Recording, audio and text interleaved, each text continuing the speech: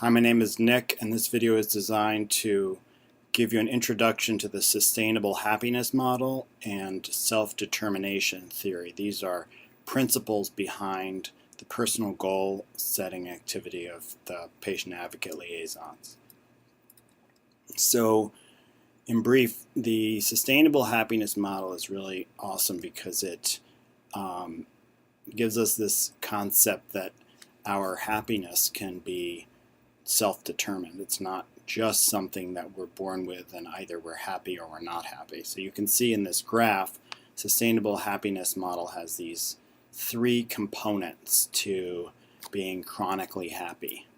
A set point is half of the contribution. So a set point being determined by genetics, what we are genetically determined to have as our baseline level of happiness.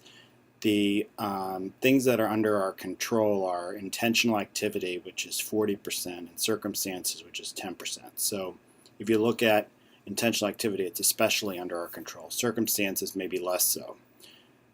Circumstance would be if I'm happy if I get a nice car, I'm happy if I have a good computer, if I have a girlfriend, if I have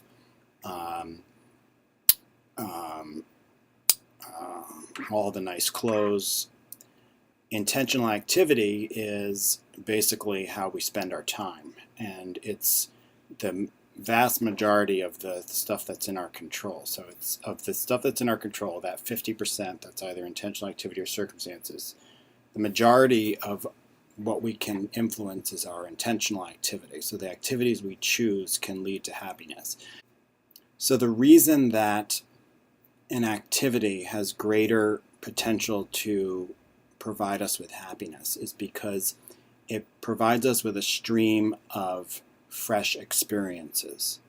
If I engage in an activity to run or to read a book daily or to start a friendship or to improve a friendship, every time I engage in that activity, I'm getting new and fresh experiences. So I can have sustainable happiness by engagement in activity.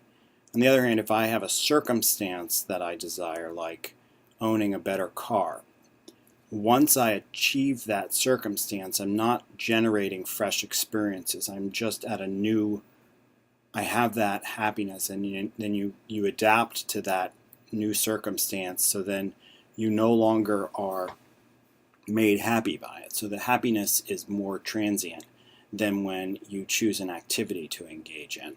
The self-determination theory is important because it helps us get a little bit more selective in the types of activities we engage in. So while the sustainable happiness model says activities are better than focusing on changing activities is better than focusing on changing circumstances for enhanced sustained well-being, the self-determination theory gets a little bit more refined in looking at the types of activities that are most likely to contribute to our happiness. This theory describes three basic psychological needs. They are relatedness, autonomy, and competence. I put them in this order because studies of these three show that the relatedness is the most powerful, followed by autonomy, and then lastly by competence.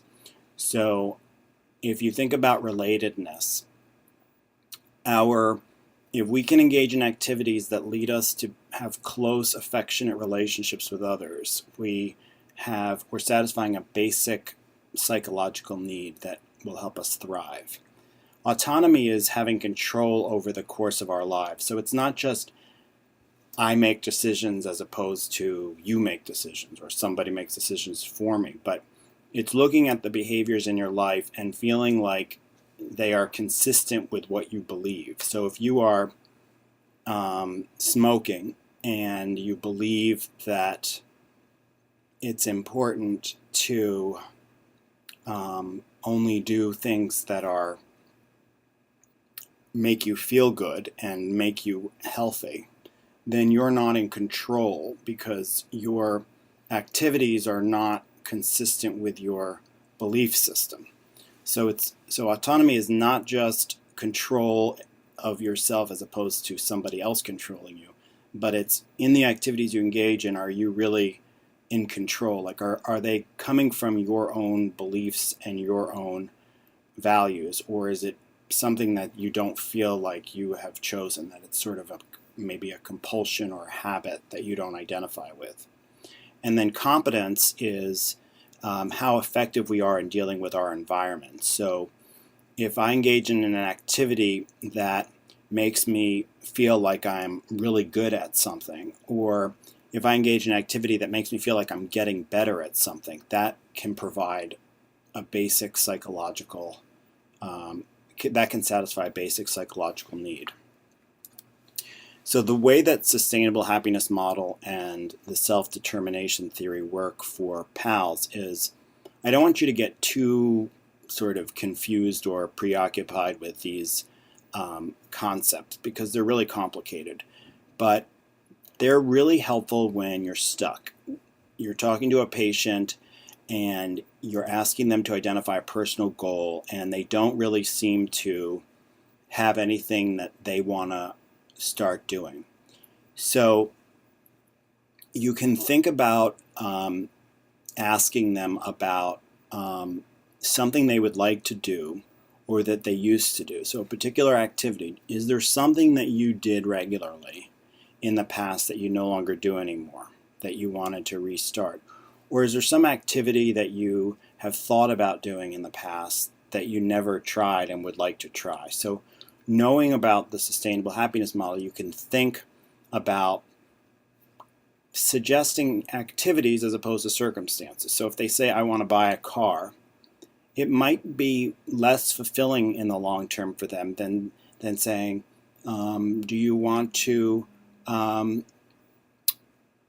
reach out to an old friend that you haven't seen, or do you want to maybe start walking? Something that, an activity, therefore, can have more value potentially for a person than just changing a circumstance. The other thing to look out for is, in your talk with a patient, how do their activities maybe further a need for relatedness? So relatedness is the most powerful need of the three, and it, in terms of our ability to feel satisfied and well-being when we achieve it. So if the person talks about a person in their life and then exploring that relationship and how they might feel more connected to that person, or maybe a potential person that they might have in their life, like exposing themselves to a social group that might increase their relatedness or connection to someone.